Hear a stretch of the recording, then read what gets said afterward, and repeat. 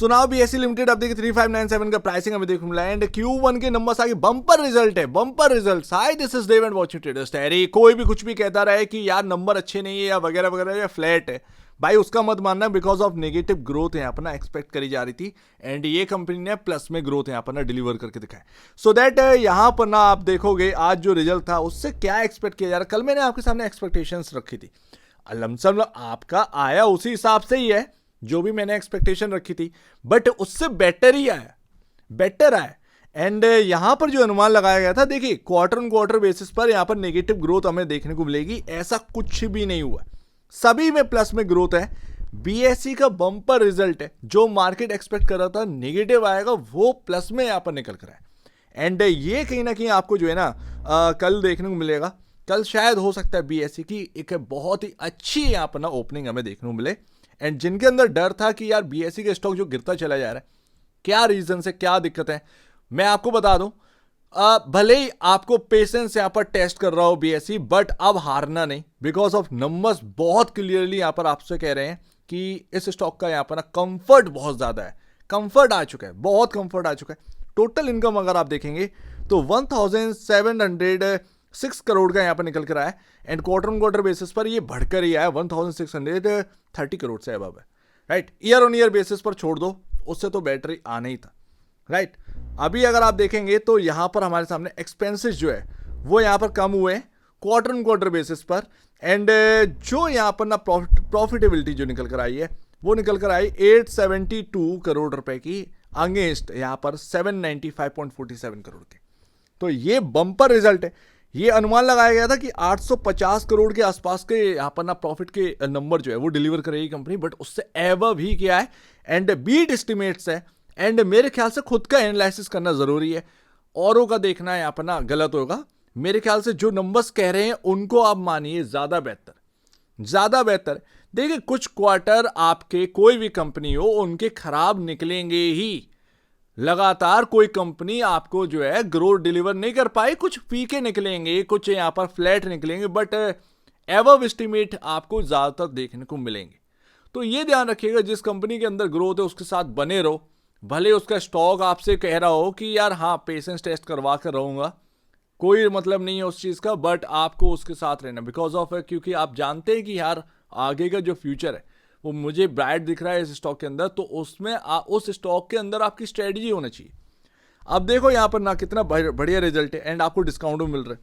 And जो यहाँ पर ना नेगेटिव, सबसे बड़ी बात, सबसे बड़ा पॉइंट ये है कि हम नेगेटिव एक्सपेक्ट कर रहे थे growth quarter on quarter basis पर, बट ये पॉजिटिव ग्रोथ जो है वो डिलीवर करेगी एंड इसने सब कुछ सरप्राइज करके रख दी।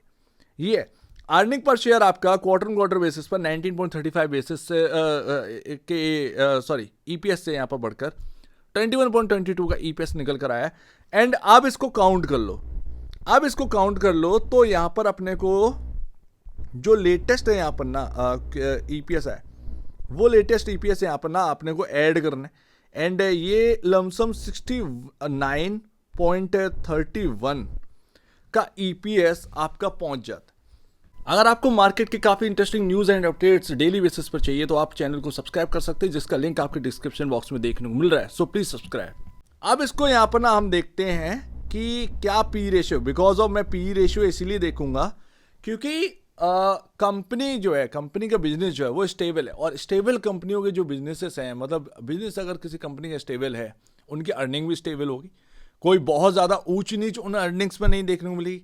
तो जो स्टेबल कंपनीज हैं उनका पी रेशियो देखना काफ़ी फायदेमंद है एंड पी रेशियो अभी 59.10 का दिख रहा है। और अभी मैंने थोड़ी देर पहले यहाँ पर ना वीडियो कवर करी थी इसकी स्ट्रेटजी की, कल ओपनिंग क्या होगी, क्योंकि मेरे को यहाँ पर ना प्लस में ग्रोथ देखने को मिली है, तो मैं सीधी सी बात है मैं एक्साइटेड हूँ कल की ओपनिंग के लिए, मुझे कुछ भी नेगेटिविटी देखने को नहीं मिल रही। ये 59.10 का यहाँ पर ना आपका जो ईपीएस था 61.22 का, वो अब 69.31 का हो चुका है एंड ये पी रेशियो 59.10 से कम होकर 51.30 या 40 के आसपास होगा, वॉट एवर, बट 51.30-40 के अराउंड यहाँ पर ना आपका पी रेशियो आ चुका है। अब आप ये सोचो कि इंडस्ट्री पी जो कि 77 चल रहा है उसके कंपैरिजन आपका पी रेशियो अब 51.22 के आसपास का देखने को मिल रहा है। ये आपको वन ऑफ द बेस्ट एक फाइनेंशियल इंडिकेटर्स आपको देखने को मिल रहे हैं बीएसई के अभी। ये मतलब ना आप सोचो कि ये आपका चल रहा है P ratio, price to book value वही आ चुका होगा यहाँ पर 18 के बेलो, 17 या 16 के 17 के अराउंड यहाँ पर ना हमको प्राइस टू बुक वैल्यू देखने को मिल रहा होगा। तो हर जगह कंफर्ट ही देखने को मिल रहा है बीएसई के अंदर। बीएसई के अगर सबसे ओल्ड अगर इन्वेस्टर हैं, चुपचाप बैठे रहिए, कुछ ज़्यादा करने की ज़रूरत नहीं है। बॉस धक्के भी अगर लग जाए तो भी यहाँ पर लाइन से हटने की ज़रूरत नहीं है। नए अगर इन्वेस्टर हैं, आपको लग रहा है कि मैंने 4,000 पर लेकर मैंने गलती कर दी है या मैं 4,500 से फंसा हुआ हूँ, बॉस आपको ना अगर बीएसई में एंटर करना ही था, अगर आप सिर्फ एनएसई के हाइप देखकर आए थे तो फिर तो कुछ नहीं कहो, ठीक है ना। लेकिन अगर आपको लॉन्गर टर्म में यहाँ पर ना पसंद था बीएसई के अंदर, तो सिंपल सी स्ट्रेटजी, बहुत इंपॉर्टेंट एरिया के आसपास यहाँ पर बीएसई आ गया था और करेक्शन का बहुत कुछ रह नहीं गया था। ये इस चीज़ को आप जो है स्ट्रेटेजिकली यहाँ पर ना इसको टैकल कर सकते थे। एक निवेशक का काम यही तो है, सिंपल सी बात है, आपको मैनेज करना है ना, मैनेज करके ही आप अपना काम चला सकते हो। सो दैट यहाँ पर ना आपको सिंपली ये समझना था कि यहाँ पर आपका बहुत अच्छी जगह आ गई थी एंड कहीं ना कहीं अगर आप लॉसेस में, हैवी लॉसेस में थे, हायर साइड प्राइसेस जो है वो क्रैश हो गए थे, आपको इन्वेस्टर की जो स्ट्रेटजी है वो अपनानी चाहिए थी, राइट। कहीं ना कहीं आपको लॉन्गर टर्म इसके अंदर देखने चाहिए था। हो जाता है, हम लोग किसी भी स्टॉक में कभी भी टॉप पर जाकर फंस सकते हैं, लेकिन बीएसई का हमेशा रूल ये रहा है कि हम अगर वहाँ से क्रैश भी हो गए हैं तो भी हम उस प्राइस को अचीव कर उससे ऊपर ही निकलकर आपको रिटर्न देकर जाएंगे। ये हमेशा बीएसई का एक रूल रहा है। तो आप बीएसई को यहाँ पर हल्के में मत लीजिए। मैं हमेशा आपसे कहता आया हूँ, पॉजिटिव सोचिए, पॉजिटिव रहिए।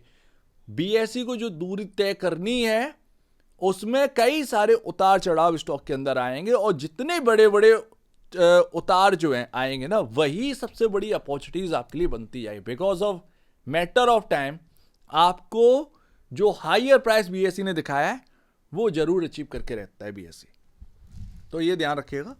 फिलहाल अगर आप देखेंगे क्या देखने के टेक्निकल बेसिस, वैसे मैं ऑलरेडी आपके सामने वीडियो जो है कवर कर चुका। यहाँ पर इंपॉर्टेंट एरिया वही है, सिंपली बात, 35, 40 बहुत इंपॉर्टेंट, 35, 30 के आसपास। अब तो मैं यही इंपॉर्टेंट मान के चलूँगा क्योंकि मुझे लगता है कि यहाँ पर ना अब बीएसई के अंदर जो जगह है वो डायरेक्टली मुझे कहीं ना कहीं 3700 की तरफ देखने को मिलना चाहिए, क्योंकि अब कुछ नेगेटिव यहाँ पर रखा नहीं। हालांकि अगर कोई गैप ऐप बन जाता है तो हाँ, मैं उसको सपोर्ट नहीं करता, बट मैं अगर ये देखूं कि बीएसई में मैं एक सपोर्ट मान के चलूंगा तो करंट में मुझे ये सपोर्ट मिलता है। बाकी फिर 3430 के राउंड है यहाँ पर ना मुझे सपोर्ट मिलता है, बट ये इसलिए है बिकॉज ऑफ क्योंकि सपोर्ट भी हमें पता होना चाहिए और रेजिस्टेंस जो है वो डायरेक्टली 3700 की तरफ ही है।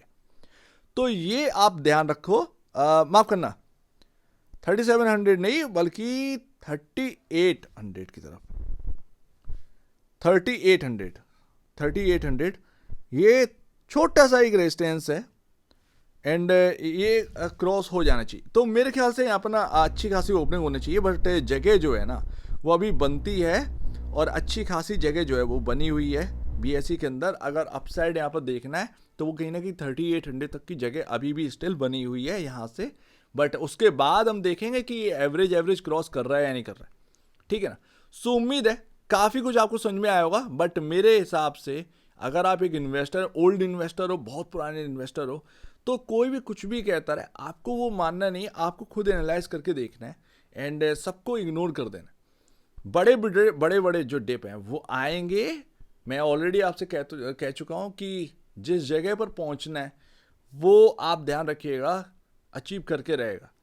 हालांकि मैं ज़्यादा बोलूँगा नहीं, बट मेरे हिसाब से यहाँ पर ना वो 5K वाला प्राइस जो है वो बहुत दूर की बात नहीं है, ठीक है ना। सो लेट्स सी कल क्या करता है। बहुत ही एक्साइटेड कहीं ना कहीं मार्केट बीएसई की ओपनिंग की तरफ देखेगा एंड लेट्स सी यहाँ पर ना इन्वेस्टर को क्या मिलता है। नंबर्स तो बहुत कमाल के बम्पर यहाँ पर ना Q1 के नंबर सामने रखे गए हैं, एवब एक्सपेक्टेशन आप मान के चलिएगा ये नंबर्स आकर दिए हैं, बीएसई ने डिलीवर करें। सो उम्मीद है कि कुछ आपको समझ में आया होगा। एक बार निवेश से पहले या बेचने से पहले अपने ब्रोकर एडवाइस से जरूर सलाह लीजिएगा। खुद की स्टडी करें, उससे बेहतर कुछ भी नहीं, खुद की स्टडी मास्टर। तो आप दीजिए मुझे अपडेट, देखिए बहुत धन्यवाद दोस्तों।